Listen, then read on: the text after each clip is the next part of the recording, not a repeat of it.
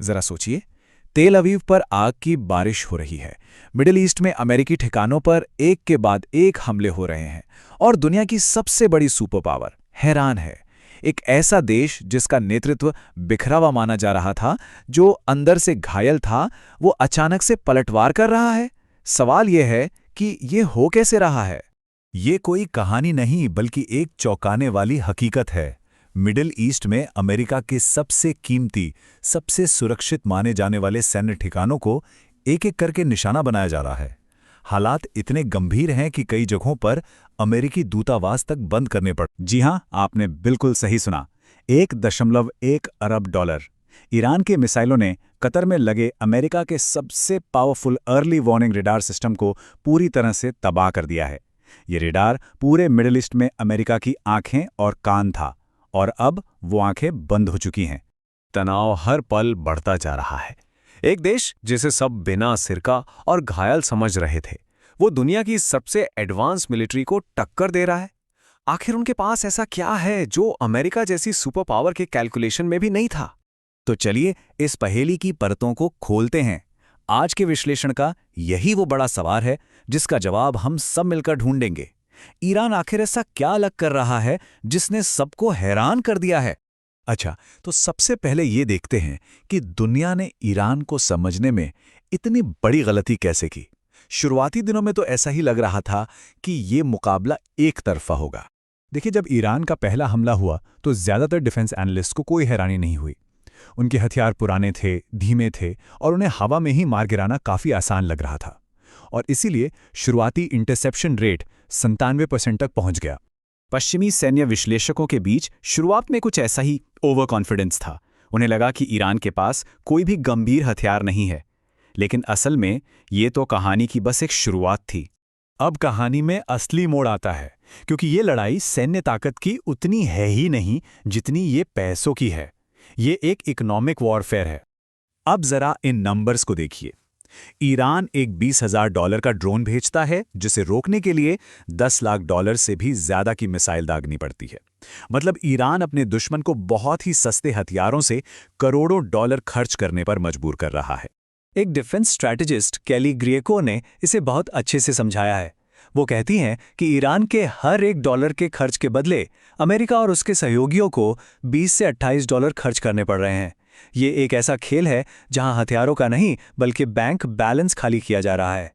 और इसका नतीजा, एक रिपोर्ट के मुताबिक अगर हमले इसी रफ्तार से चलते रहे तो पेट्रियट मिसाइलों जैसे बेहद ज़रूरी इंटरसेप्टर्स का स्टॉक कुछ ही दिनों में ख़त्म हो सकता है और उसके बाद आसमान पूरी तरह से खुला होगा। तो सवाल ये उठता है कि ये गेम चेंजिंग इतना सस्ता हथियार आखिर आया कहां से? इसकी कहानी किसी जासूसी थ्रिलर से कम नहीं है। ये कहानी वाकई हैरान करने वाली है। साल 2011 में ईरान ने अमेरिका का एक टॉप सीक्रेट ड्रोन जमीन पर उतार लिया। फिर उनके इंजीनियर्स ने सालों लगाकर उस अमेरिकी टेक्नोलॉजी को रिवर्स इंजीनियर किया और उसी से बना शहीद 136 ड्रोन। और विडंबना तो देखिए, अब अमेरिका को ईरान की बनाई कॉपी की ही कॉपी बनानी पड़ रही है। तो यहाँ सबसे ज़रूरी सवाल ये है कि ये सस्ते ड्रोन और दूसरे हथियार मिलकर दुनिया के सबसे एडवांस डिफेंस सिस्टम में से एक को आखिर भेद कैसे पाते हैं। देखिए, इजराइल के पास एक कमाल का मल्टी लेयर डिफेंस नेटवर्क है। सबसे ऊपर है एरो सिस्टम, बीच में है डेविड स्लिंग और सबसे नीचे है मशहूर आयरन डोम।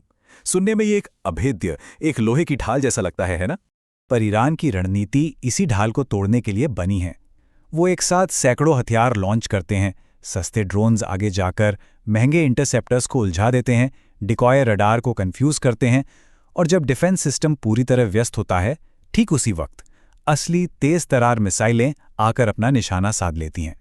और जब पहली लहर से डिफेंस सिस्टम थोड़ा कमजोर पड़ता है, तब ईरान अपना तुरुप का इक्का, अपना असली सीक्रेट वेपन इस्तेमाल करता है। एक ऐसा हथियार जिसे रोकना लगभग फतेह-2 मिसाइल की रफ्तार मैक 15, यानी आवाज की रफ्तार से 15 गुना ज्यादा तेज।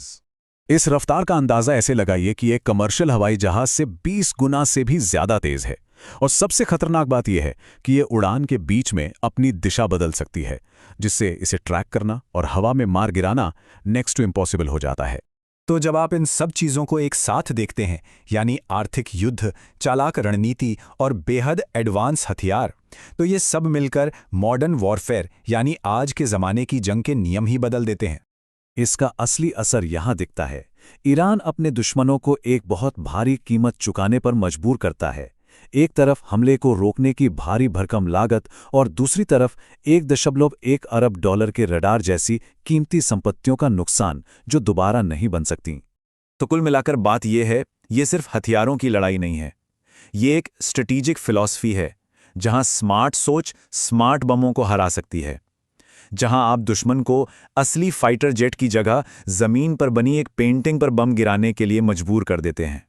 ये जो कुछ भी हम देख रहे हैं, ये भविष्य में होने वाले युद्धों का एक ब्लूप्रिंट है। एक ऐसा भविष्य जहां स्मार्ट सोच स्मार्ट बॉम्बों पर भारी पड़ सकती है। अब बड़ा सवाल सिर्फ ये है कि इस नई हकीकत के लिए दुनिया कितनी तैयार है।